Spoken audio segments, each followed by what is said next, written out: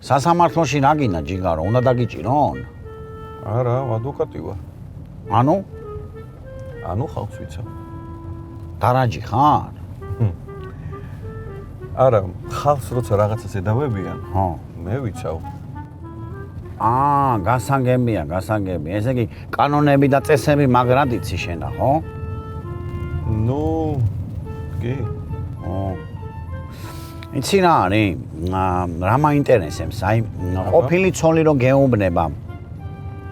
ბავშვს უფრო მეტი ჩაურიცხე, ვიდრე ურიცხავდიო. აი ეგ როგორ ხდება? ხო.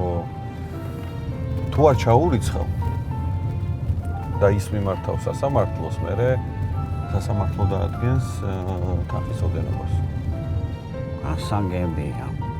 და ის შეუძლია, რომ აი დაუშვათ ბავშვი რო არ განახოს, ეგ შეუძლია? არა.